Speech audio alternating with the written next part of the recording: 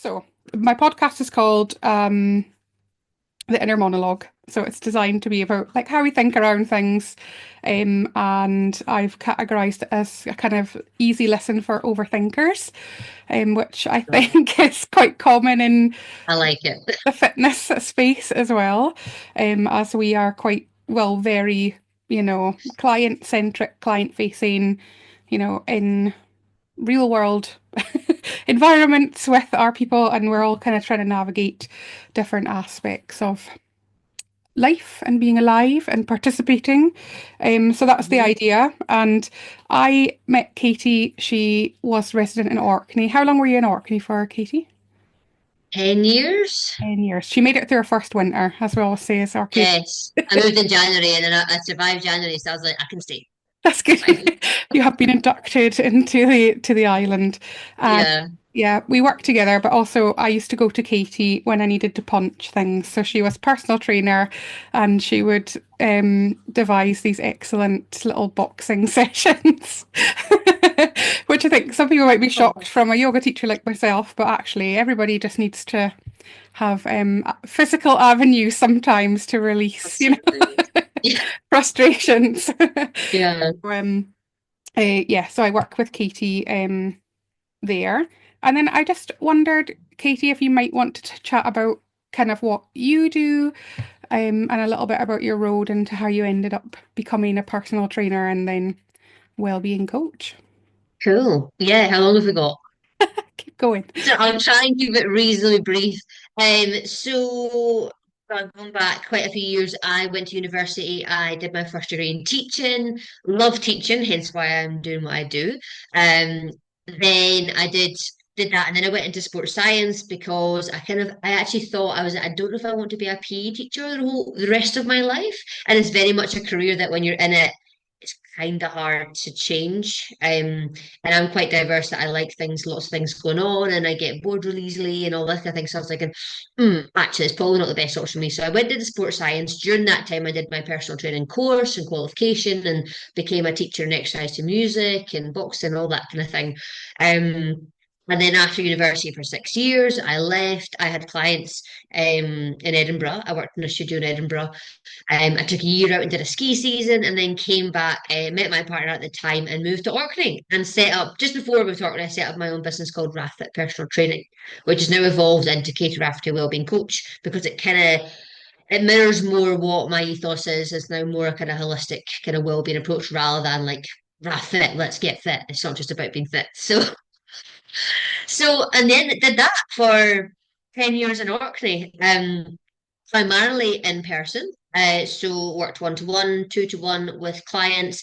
Taught at one point I was teaching 7 classes with the indoor cycling, boxing classes, circuit classes, all that kind of thing. But I still had quite a cohort of in-person clients. And then had actually probably within kind of a few years brought people online mainly just for exercise programs because that's what people were thinking. They're like, I'm pretty competent in the gym, but I just need some guidance in terms of what to do and how to progress, all that kind of thing. So I was like, I can help you. So I did a little bit online, and it very much was like, here's your program, there you are. I'll check in with you every now and then, and it was fine. And then once I decided or circumstances changes personally, circumstances changes for me. I moved away from Orkney and then in an attempt to try and work with the people that I was working with, and people requested it, like, would I set up my primarily online business, wellbeing coaching business, and I had a bit of a transition with branding and things, and obviously I moved to wellbeing coach when I was in Orkney. Um, kind of get described as a wellbeing PA because you're basically with my job that you're basically people's PA, so you're supporting them in every aspect of their wellbeing, which I absolutely love. And I will kind of go back a little steps of been why I do my job, but yes, I did that, set up online, all going really well. My program's called Thrive and Shine. I'll give more information if you want that again. And yeah, so primarily I'm working online with clients and then do a little bit in person. So they're quite separate avenues. So working in person is people that potentially want to be in the gym, they want to learn about technique. They want to learn about building confidence in a gym setting, whereas my online program is very much about coaching busy women, basically, because I have coached busy women for 10 years. So hence why that is my kind of niche, and my target audience is busy women basically create balance in their life. And it's not about, running the fastest race or being skinny or on the scales. It's actually about just, with an exercise, nutrition, and lifestyle mindset, creating a really balanced, enjoyable, and happy life is basically why. Let's takes me back to the happy part. I suffered with anxiety and depression for years and years and years when I was younger, well into my 20s. And even now, I have to check in sometimes thinking, oh, like, it's always kind of lingering. It's using all that I preach and all that I practice to make sure I have really good mental health. So having absolutely hit rock bottom, you kind of know what it's like, and you wouldn't wish it upon anybody, but to have experienced that, it's almost what I'm doing now is like a preventative. So it's almost like a prevention of, like, you never want to get to that stage. I can encourage my clients to do things that de-stress them as much as possible. Stress isn't always a bad thing, as we know, but stress can lead to lots of other things, and kind of chronic stress can be really just detrimental to your health. So having been in that situation, hence also why, like, I've moved on to kind of the more holistic approach of well-being, is like within the one-to-one sessions in person, you're chatting to people and people are telling you their whole life. And I find it absolutely fascinating. I'm like, I can help people in more ways than just like, let's work hard in the gym, let's punch some stuff, all that kind of thing. So I think that's where I was like, I really want to help people in a more holistic way, listening to their story, offering advice, signposting. I'm not an expert in everything, so it's obviously really important to signpost in the right direction to the support that you might need. But that's how I'm really, really passionate about mental health and making sure that people are as living a content and balanced, peaceful, calm life is, I think, should be the goal for most people. It's not everyone's cup of tea having a calm life, but I think it is. Maybe as we grow older, I don't know if we want that more, but I think having a nice balance is really it's just quite peaceful. Like, it's a nice way to live. So I hope that answers your question, Adele. That kind Yeah. of gives you a bit of an overview. No, it's great. It's really interesting as well how things sort of pivot and change. So I think I found I've spoken to other yoga teachers. So you can hear my dog barking in the background. His chew is just finished. He's getting annoyed. But there's something about this, like coming into a physicality.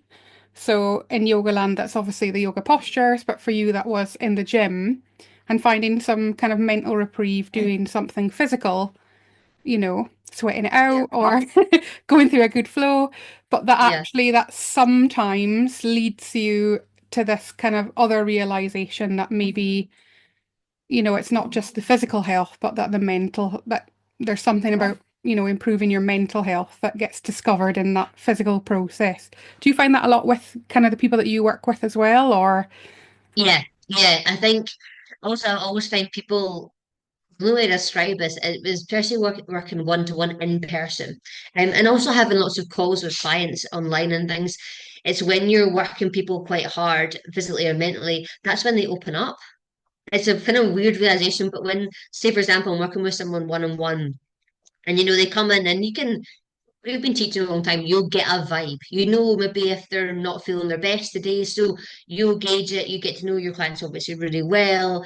Um, but sometimes when they're being pushed physically to do something, say a squat or whatever, then they're like, and release tears, everything. And I'm like, this is great. This is probably exactly what you needed to do. So it kind of opens up a little bit of an idea, like testing your body, but also it opens up lots of different other parts of your body and your mind that you didn't probably realize you needed to release or open up, basically. But having that dopamine effect of exercise, and it's just wonderful. So in terms of whole well-being, holistic well-being, it's extremely important. It doesn't have to be crazy fitness classes or mental gym workouts. It can be a nice fast-paced walk outside. I'm massive on nature, so if you can get outside, get outside. I've been following some of your new walks. I document them on social media. Feeling really jealous because my walks are all the same walks that I've done. You're like, oh, some new scenes or just to go up hill. Amongst trees now, I'm on the mainland. Trees, what is that? It's good. Yeah, Oh, and it's really interesting you were saying that there about this, we sometimes talk about somatics and things in yoga. But yeah, there's just something about for some of us, this gateway between our brain and our body. That's, I don't know, something about the gym setting that brings those together. I just really like the idea that you could come into the gym, which, people have this perception about what a gym's for and who goes to a gym, but actually, you've just really kind of explained there some amazing benefits. If people are a bit hesitant about heading into the gym, mhm. that you don't have to go to a yoga class or that or something like that to have these mindfulness benefits. You could do, I know that more people are talking about strength training, and resistance training. So I really liked that, you know, Yeah. that doesn't Yeah, really matter. and also having, yeah, just making sure that this perception, and I used to have it as well. Going into a gym setting, it can be quite a kind of, I feel quite volatile and quite toxic, and like you go in and you're like, oh, people are looking at me and like all this kind of thing. But they might glance over because, oh, someone new. We're always having this assumption that people are like, well, wait, they know. It's like you've got a big "I am new" sign above your head. It's not the case usually. And if obviously with a bit of guidance from a coach, or whatever, then you can follow a program. But go in, even if it's 20 minutes, have a little look around. Go in. I'm all about creating like sustainable habits. Go in, walk about 5 minutes and leave.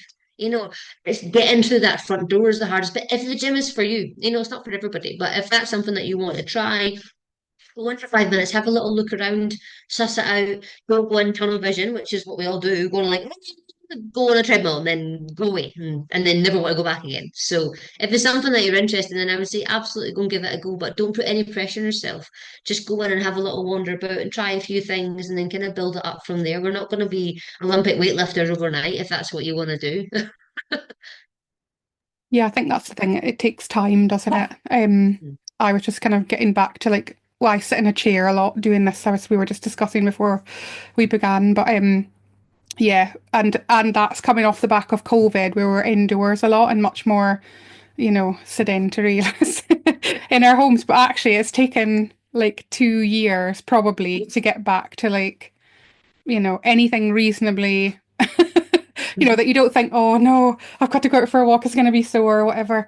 Yeah. So yeah, it just takes time and it's those little bits. And I think I came across a really great statistic. So there's quite a lot of like meta studies on, starting a fitness journey, whatever that is. But actually, it's that first bit from going from nothing or not very much to a little amount, like a 15-minute walk. That's where you get like the biggest gains. It's not going from a 5K to a marathon. That's different. So, and I think most of us, well, I'm certainly in the sub 5K walking, like I can go for a long walk, but I'm not a runner. But it's that starting and having the confidence in that little bit at the beginning that gives you like the biggest gains in terms of heart health and mental health benefits and things like that. So I think it's Yeah. always a good reminder. Like you say, you don't have to go Olympic weightlifting to get the Mm. benefits. Yeah.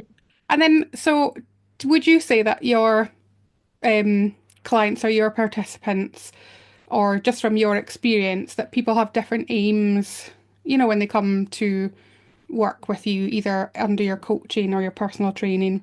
Do people have different? Yeah. Yeah. So always the classic one is to get in touch, whatever. And then I'll always ask the kind of generic question, what's your main goal? So I find it very interesting to ask people what their main goals are, because usually it is, I want to lose X amount of weight, and I want to do this, or I want to be skinny, or I want to do this, or I want to run this race, or I want to be able to do 5K or something like that. And usually what I then do is completely depict it. Completely say tear it apart, nicely tear it apart and go, "Well, actually, if you were able to run a 5K, what would that then mean for you? So, if you wanted to lose weight, I'm funny about weight, but I'm a kind of coach. I'm very different from a lot of coaches, whereas I won't put my clients on the scales. They can weigh themselves absolute maximum once a week if they wish. But I will never ever go, right, make sure you do your weighing on X, Y, Z day. Scales are they're just not the whole picture at all. So someone comes to me, I want to lose weight, and I'm like, well, that's fine, and maybe you want to, that's fine, and but then what does that mean for you? So then I say, well, if you're reducing weight or you're reducing fat or you're getting stronger, then that's going to mean that maybe you're less likely to and develop heart disease, or you're able to play with the grandkids, or you're able to. It's like actually really thinking about the kind of longer sustainable goals of that rather than focusing on I must hit 12 stone or I must hit X, because it then becomes very much about the end goal rather than the process, because they will just fix on it like I'll be happy when I am X amount of weight, and then they'll be like, well, then you're like putting yourself through grueling workouts. You get there like, no, I'm still not happy. Then it's like this endless goal. Whereas if you're building it up, the process, and you're enjoying the process, it might happen, but it's not the be all and end all, if that makes sense. I love that. So it's like a more systemic approach because I think so. Shout out for anybody who's terrified of stepping on scales. Then there are personal trainers and there are, programs that you can do that don't make that a requirement. I think I would never do that.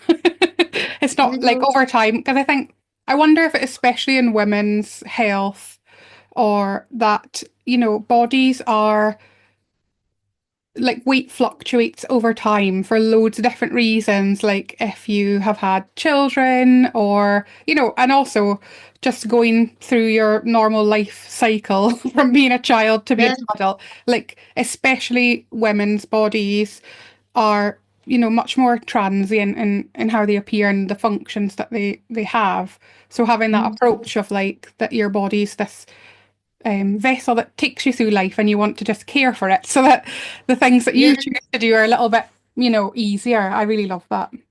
yeah. It's just this focus of, yeah, I say I'm very different from other fitness. I don't follow the trend of, must do measurements, and yeah, and it does take the pressure off. And the amount of women that come to me and they go, oh, the thought of getting on the scales, I'm like, don't do it. And they're like, and I was like, don't do it. I was like, I'm gonna ask you in 6 weeks' time, how do you feel? Yeah. And they're like, oh, you never guess what? I managed to get up the stairs at work and I felt so much fitter. I'm like, great, that's what we want. Yes, it's less measurable, but we don't have to measure everything. Yeah. Doesn't have to be, so dead fine, and like the measurements that we do.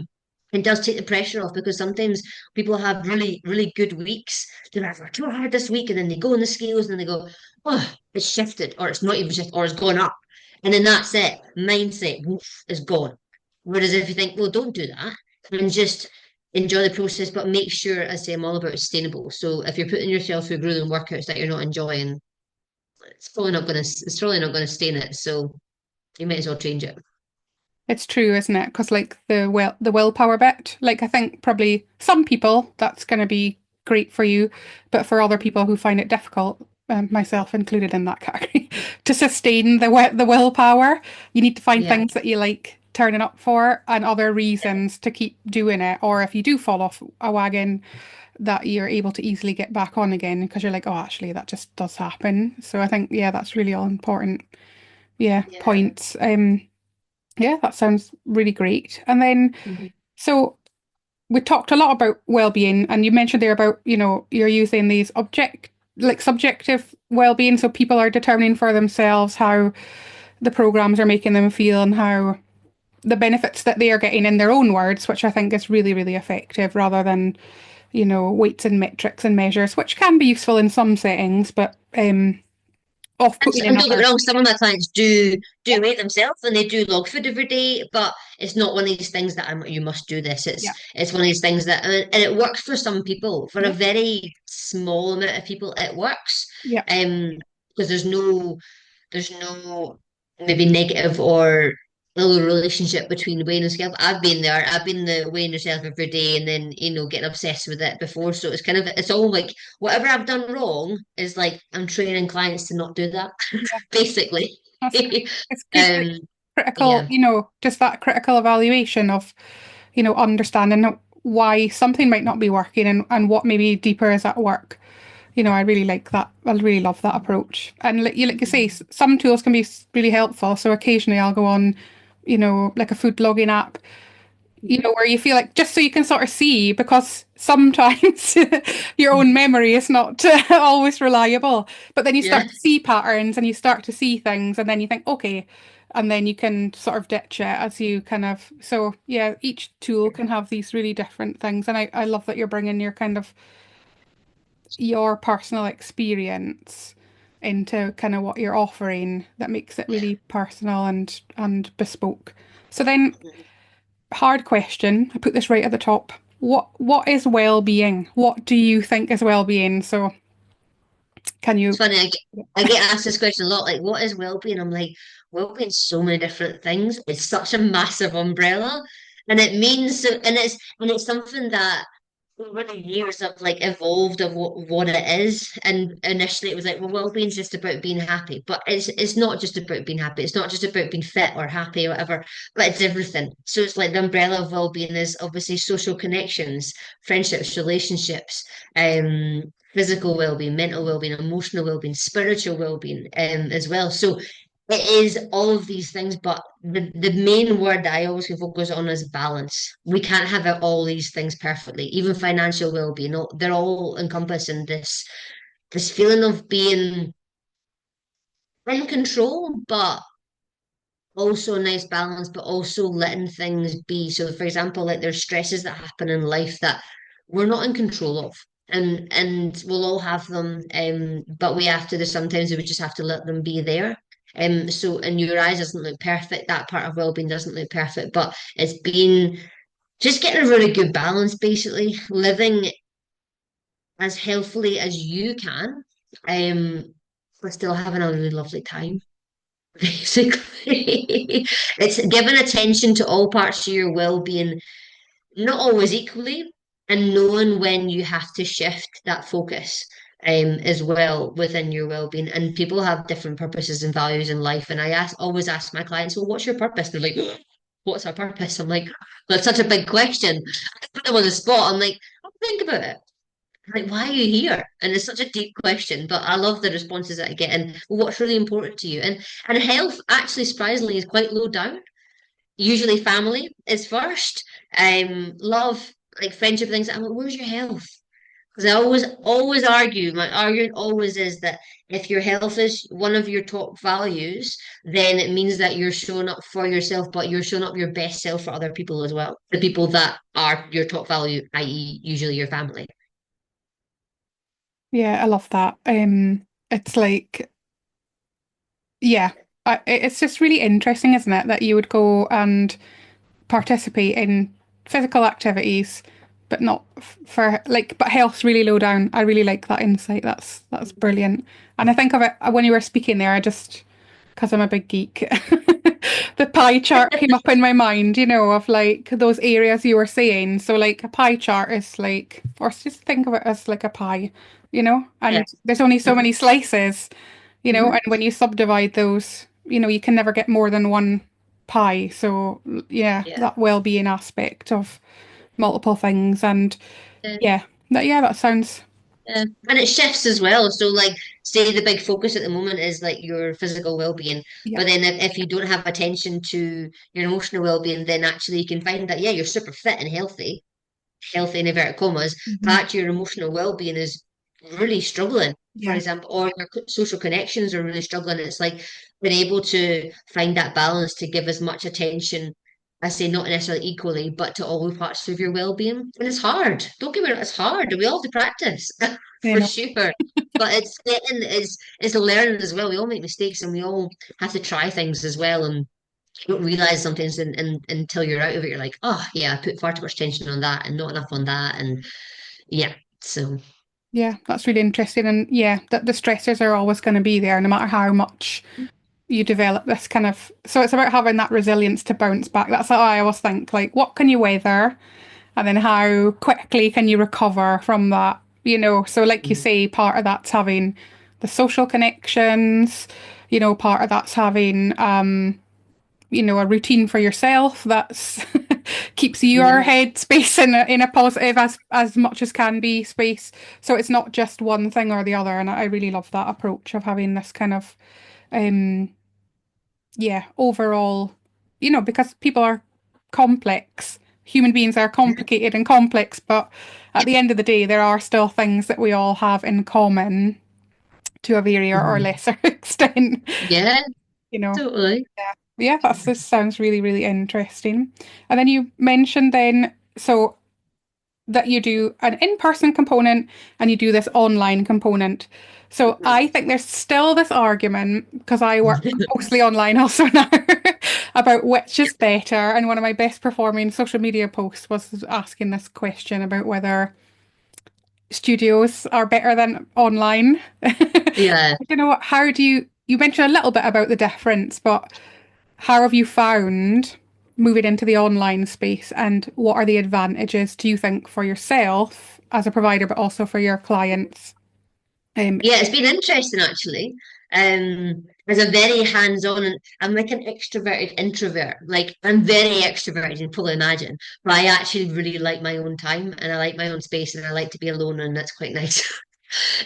So I suppose the online, in terms of being a provider of online services, it has given me that. It's given me freedom to provide or to look after my fur child.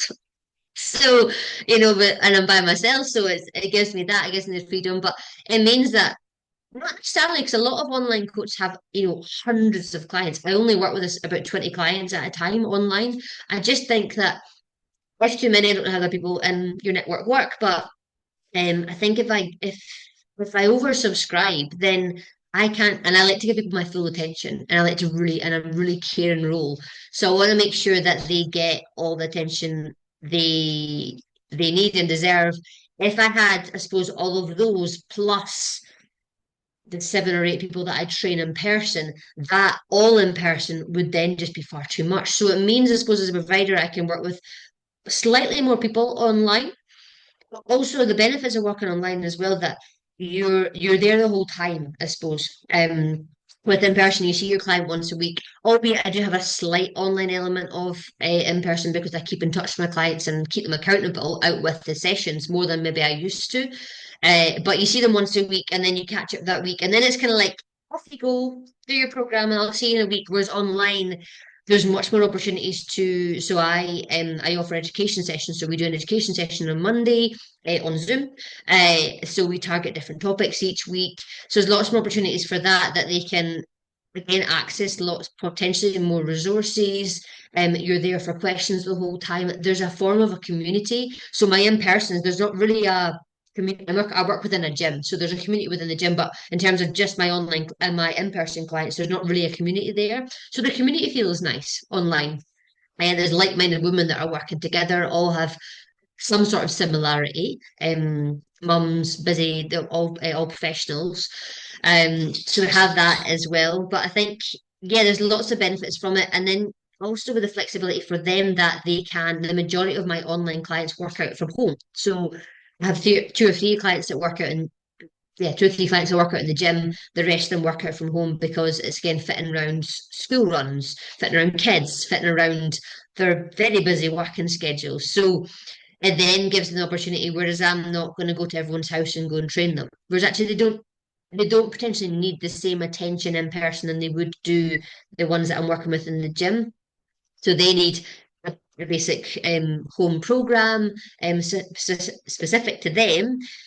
Um, but it doesn't need quite as much as attention in terms of technique and things because they can send me videos, which actually a lot of them do, which is good and to kind of check technique and things as well. And then with my online, I have like a members site so they can access. I've got lots of filmed workouts on there, classes. Again, the whole kind of education part of the member site as well. So there's kind of almost more resources for online. So there's pros and cons. If you'd asked me this 5 years ago, I would have said, well, obviously in person is better. Of course, you're there for them all, the whole time, but actually online is benefits has benefits for the provider, but also lots of benefits for the person who is coming into that service because they can do it in their own time. There's less like I need to be here at that time every Sunday. I encourage them to make a bit of a plan for the week, whether it be nutrition or whether it be plan your workouts or plan when you're going to go for a walk. And they can do that on their terms rather than committing to, I must see you at 5 o'clock on a Wednesday. And they're like, oh, like that's so committed. And, things, it gives flexibility as well, which is the biggest part. That's what I'm trying to get to. Yeah, I wrote that down. Flexibility, but for you and for them, that's good. But also, like, Totally. yeah, you touched on loads of points because I think people think sometimes this is the feedback, um, when people are exploring options that, they worry that they're not going to be safe, working from home. But actually, I feel, obviously you've got methods in there for, checking technique, but I think that, well, when you look at injuries in the gym, it's usually tripping over something rather than hurting yourself Yeah, on a piece of equipment. So tripping over your carpet at home. So I think that's a really big one to break down, that it's not that you're safe when you're working out from home. And I think, yeah, what you're mentioning earlier on about people being hesitant to come to a gym is quite a good gateway for folk to like do it mhm, in, or if they're yeah, introverts, like you mentioned, like having their own yeah. time. Yeah, I There's, have a few clients that recently said to me they work out from home, and it just doesn't fit everyone's schedule to Mhm. even travel to the gym because they're like, Yeah, by the time I get to the gym and do the workout, whereas a few of them even recently go, oh, I'm actually getting a bit more confident doing this, and that's the barrier for them. It's not a scheduling barrier. It's a confidence barrier. So they're yeah, like, I might want to go to the gym. I actually got a membership for the gym, and I might go. So I'm like, well, great. If that's for you, that's great. But I'd say it's a good stepping stone if they want to do that. yeah. That's it. And then, like you mentioned there, like folk always say, no, I don't really have time. I'm too busy. I think that's the easiest excuse to tell ourselves Yep. all the time. Like I certainly, but actually, when you can do kind of, shorter sessions, 10 minutes or 20 minutes, and you can do it from home. Like sometimes I do my strength workout. I have a personal trainer and she does a program for me that I do at home because that's what I like. I don't Mm. really want much interference, but I sometimes like did my workouts in my jeans this week, like while I was waiting for my lunch to boil or whatever. Yeah. So you don't really need much equipment. You don't need to have the fancy clothing. So I think those things you said, like building up confidence. And then you mentioned also this hybrid element, so it's always not one or the other, that you're able to Yeah. support your in-person clients with online resources. Um, Yeah. Things that people, I don't know if you find this, that people ask quite often, or if they're looking for a little bridging workout at home that they want to do extra. So is that, what kind of things would you offer in that hybrid kind of?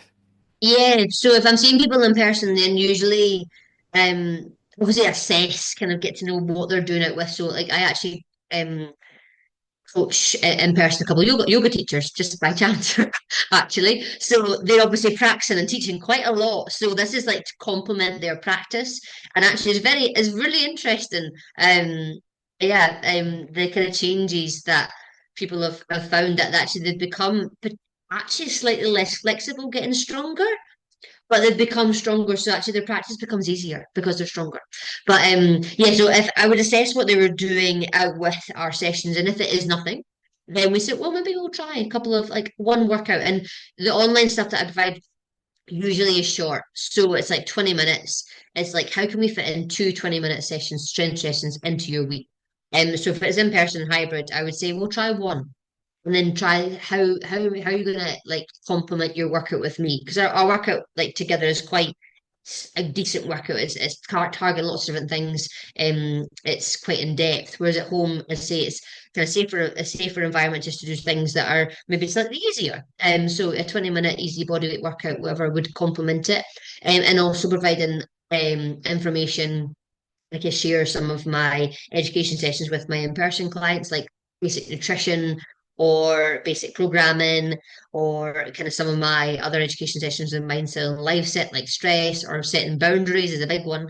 I love boundaries. Boundaries are the best, and habits as well. So I will kind of send over what I think is relevant to them, other rather than going watch all this and they're like, well, this is too much. I don't want to overwhelm my clients. I want to make sure that they're getting exactly what they need. And some clients just come in person. They're spot on. They have got it all in line. Their well-being pie is perfect, and they just want to learn how to do things in the gym. That's great. That's fine. So I work with different people in person, but provide what they need. It's all very bespoke and very, very personalized to what they need in person, depending on what their life is, really. It's rather than just a generic, here you are, here's your program, and everyone does the same, which is quite common. This is me being critical of my industry. It's quite common just to shove out generic stuff. Yep, But you yeah, can buy banks of workouts just ready-made to put out. Yeah, yeah, yeah, I think yeah, it's really interesting. So it's like you're building up this kind of really nice bespoke package for folk. And I can confirm that your sessions are very in depth. So it's like to lift heavy stuff. And my win for this, my strength win was I went up to my mum's house and she needed help to lift this sofa up the stairs. So I was able to drag a two-seater sofa up the stairs. oh, And I thought, you love know, it. strength gains, we're living. Do this functional fitness, dragging our big couch up.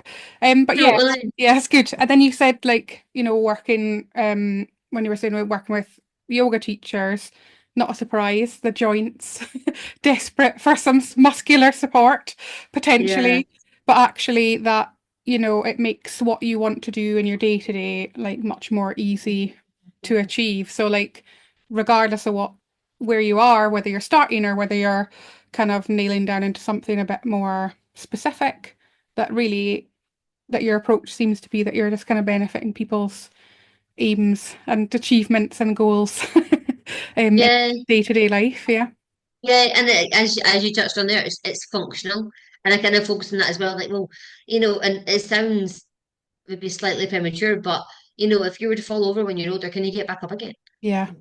Actually, that's the kind of like thing. I don't know if you saw my social media. I did like a sit to stand test thing, and just stuff like that. You're like, well, actually, if you, I always have this analogy, like, if you were hanging over a cliff, would you be able to pull yourself back up again?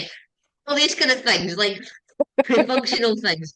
Yeah. And you help me mum like pull a sofa up. Like, I was moving I got a shed delivered and I was like, well, because I'm strong enough, I can shift that shed by myself. If I wasn't as strong as I am, I can't do these things. Like I literally have, yeah, solely done loads of stuff in here by myself because I don't really need anybody else because I'm strong enough to do it. But it's all really functional things like, and fit enough as well. I had a client come on board and she was taking her whole family to like Disneyland and all that kind of thing. And literally her goal was to be fit enough to walk around the park on multiple days, which in my idea is my worst nightmare. But I didn't feel fit enough to do it with the grandkids running about and got there and was like, I am. This is nice. It's like functional things, like rather than I need to be a certain weight Yeah. or whatever. Yeah. Or doing X amount of push-ups.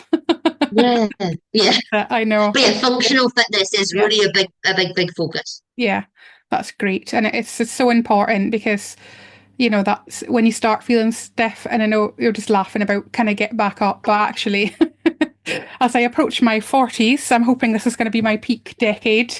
It sneaks up on you, like, now falling over Yes. is like, well, one, much slower than it was when you were a kid doing all your gymnastics and tumbling around, but so it's just one of those things where you're like, it's not as far away as I imagined it would actually be. Yeah, It's so true. And yeah, my um personal trainers, because we're going to go to Canada in the US and Canada in October, and it's mountainous, and we want to go up the mountains, but Orkney's the total opposite of that. So, yeah. I was like, I'm going to need to do something here for my poor Being calves honest. and ankles. So that's what That's we're working on, like, yeah, good. so, you're like, right, that's it. I don't want my feet to be sore walking up these mountains and stuff like that. So it's just really functional things. And yeah, that sounds great. And then you mentioned that you offer, is it Thrive and Shine, that your program that you offer online? So Yeah, what's inside Thrive and Shine and how can people inside find it? Thrive and Shine. Yeah. So Thrive and Shine is, I suppose, my online women's focused online coaching program. I specifically work with busy women. And we work on it's like on a monthly subscription. We would obviously first of all initially we have a chat. So I would firstly have a chat, and I don't just bring anyone on board, but I don't like if you're not suited to the program, then I would be signpost elsewhere, or we have a chat and think, actually, would this work for you? If it's someone locally, I'll say, well, maybe in person might work for you better. So initially, it's as always, a consultation chat is essential.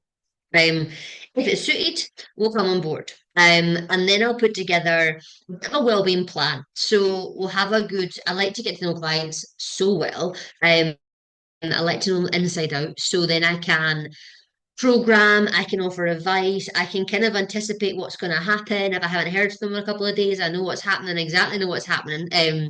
So then I put together a plan for them, a personalized program for the gym or for at home, but also try and teach them that that also can be flexible. So one of the teachings that I do is learning how to be adaptable. So you put your plan in place, but then like things happen, things get in the way, and it's not a complete disaster if it doesn't happen. It's actually how can I then adapt that?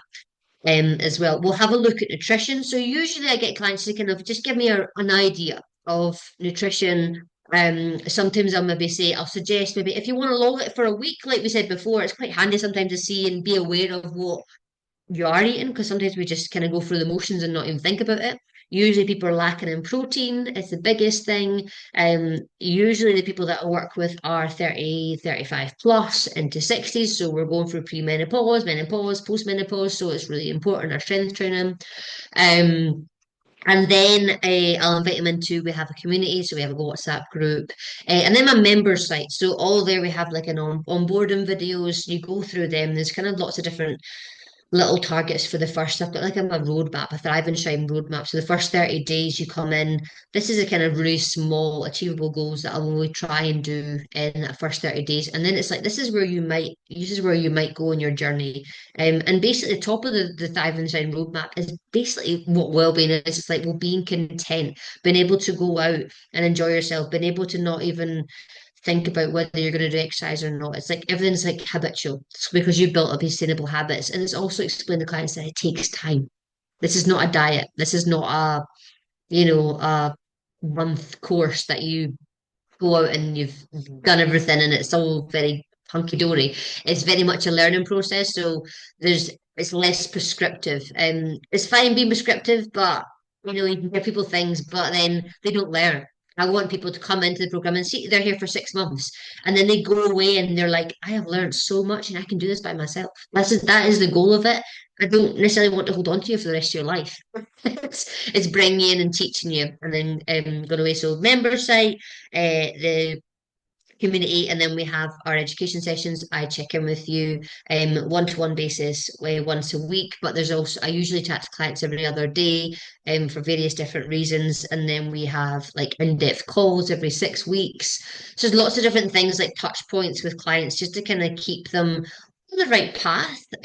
But it's also a massive part of it is just building a really good relationship so they feel really comfortable coming to you and going, Katie, I'm having a really hard week. And I want to know about it. I always say to clients, I want to know when you have a really good week, but I also want to know when you're having a really tough week because those are the weeks where you need me probably most to come and reassure you that if you missed a workout, it's not the end of the world, or you've overeaten, or you've made the wrong choice that you think, and it's just kind of reassuring people that we're human and we have to live our enjoyable lives as well. So that's basically what it encompasses is Thrive and Shine, but it's very much an educational program and providing support and guidance for women to find a really lovely balance in life with nutrition, with exercise, sustainable exercise for their lives, and shift a big massive shift in mindset, which is the biggest part of it, to be honest, that people need most help with as well. And that's it, I think. That's all of it. Sounds great. Yeah, it's good. Really holistic program, and we'll pop the links under the podcast to your website and Thanks. your socials, so people can get in touch with you if that sounds appealing to them. And I love how Yes. you've built in wins for people. I always joke about this with my clients in the studio as well, and they're like, "What do you mean you're giving me my wins?" And I'm like, "Well, you got to take away something." And or Yeah. or yesterday they were moaning like, they were saying, and we joke about this in the studio. I thought I could do that, but I couldn't do it, and I was like, "Well, I'm not doing my job if I don't find the things that you're on the cost, like on the border. Like if I just give you all the easy stuff that you love doing."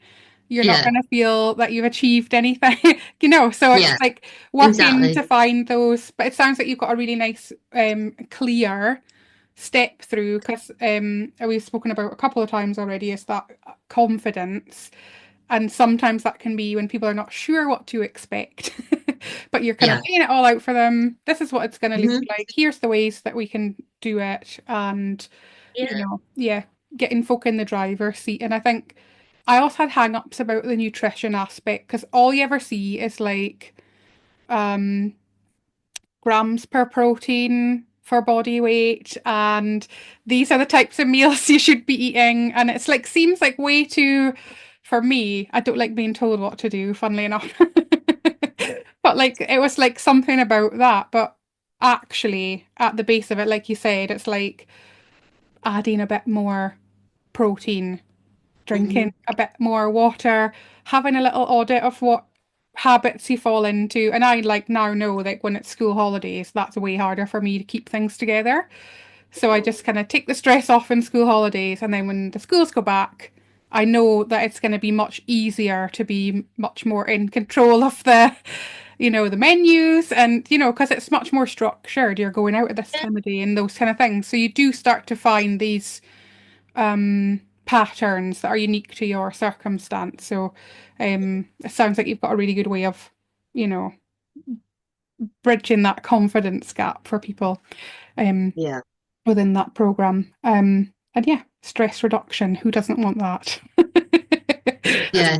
Honestly, it's a bit massive part of it. And I always remind people if they go, well, this, I'm like, well, this is part of why. And I had a conversation with a client actually recently about they were getting ill a lot and there was loads of things going on and this and this. And I was like, have you ever thought, from what she was saying and what I was hearing, there was a lot of stress going on. A lot of it out of her control, but some of it was in her control. So it was like, have you ever thought that's linked? And you're like, she's like, oh no, actually, I never thought about that. Like, chronic stress on the body. I think I mentioned this earlier, but chronic stress on the body is um yeah, it's not great. It's not great for you. So it's like whatever to reduce that as much as possible. And it's also, I suppose, the longer picture is to live as healthy and as long as possible.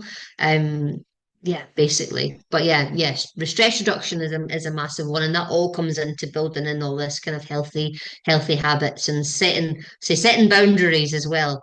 Tell people your boundaries because if they don't know them, then they'll not push them. You'll never know. What are these boundaries you talk of? I know it's good.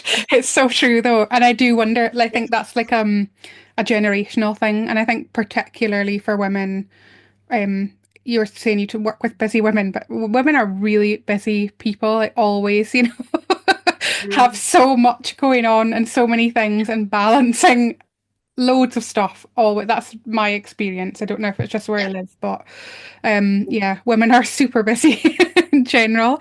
And it's like when you mentioned there about making habits, and then these things become habits and they don't become like a task on an already busy list. So it sounds like a really great way for people to kind of learn to manage that. And yeah, you said about stress and the impact on the body. I see a lot of people with back pain, and that's like I had really bad lower back pain, but it wasn't till I realised like it wasn't mechanical, it was stress related. Because a lot of people will change jobs, or they're coming into a sitting job and they worry their back's sore because they've been sitting down. But then when you kind of inquire, it's like, is your job quite stressful day to day? Oh yeah, it is. And you think, right, well, could it be what you're doing Well, at the desk rather than the sitting at the desk that is causing yeah. the pain? So yeah, it's really great that some of these kind of new learnings about what goes on with the body are coming into like programs like yours. And yeah, sounds Yeah. great. Is there anything else that you want to add? Anything that's on the tip of your tongue? Um, Well, I must mention my in-person is in Queensferry, but I say yeah, Queensferry. horse in, go ahead. That one. But also, yeah, I suppose one of the other things that I was just thinking when you were speaking there was also encourage people to have more time. You're speaking about being a busy mum, and the majority of people that I work with are busy mums, and it's having more time for you. And the first thing when things get busy is your time or your health or your downtime that you'd scheduled in. So you always hear this thing about in the non-negotiables, but it, try and make it a non-negotiable, I suppose, or sometimes you can't, but It's always seems to be the way that people will, women especially, which I've found, will sacrifice their time or, their scheduled reading time that they had because it doesn't seem as important. But I suppose again, comes back to boundaries. If you set that boundary of, and I was coaching a lady the other day about setting boundaries, thinking like, doesn't matter what your time, and this is like I'm talking half an hour, 15 minutes, half an hour, what you do in that time, that boundary is that you tell your husband, you tell your friends, this is your time, and unless it's an emergency, nothing gets in the way of that. Whether they think that that time that you're spending reading or having your hair done is important, it's important to you. So it's about finding things that are important to you and having your downtime, because otherwise life would just go so fast. Time you know it, it's a new day, and you've had no time, I say, especially mums, no time just for you, to do whatever you want to do. It doesn't have to be exercise. It can be lying down. It can be you're a very, very gentle yoga class. It could be something for you. I think it's so important for that. So I do a lot of that teaching is, yeah, it's not about doing more. Actually, doing less is sometimes so much more. That's great. And yeah, I find this, I teach lying down now. That's what my yoga class is.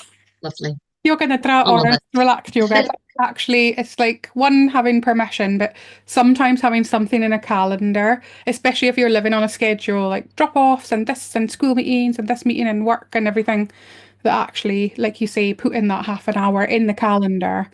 I put them as private on my work Yeah, calendar. Or like if I'm going out for a lunch thing or whatever, and it's like I rated for me, and I block that time off. And if somebody says, "Can we do it then?" it's a no, we can't. So sometimes yeah, using or your Google Calendar. So you say like, yeah, really important. And yeah. I always say it's a skill that needs to be relearned. Like you can't just go from being 100 or 100% to like lying down. It's too hard. No. Oh no. So you have to climb down the ladder the same way you climbed up. Mhm. So yeah, Yeah, that's it's a good really way of putting it important. as well. Yeah, yeah. Yeah, And also, last thing probably, yeah, if you ever have to, and say with the boundaries, it's not massive that's boundaries. good. If someone's asking you something and you don't want to do it or you want to say no, just say no, but you don't have to give an explanation. Yeah, I've learned that, within the last couple of years, probably more so than anything else. Say, if you want to say no or you need to say no, just say no, but don't overthink the explanation. Don't even give an explanation if you don't feel you need to as yeah. well. So yeah.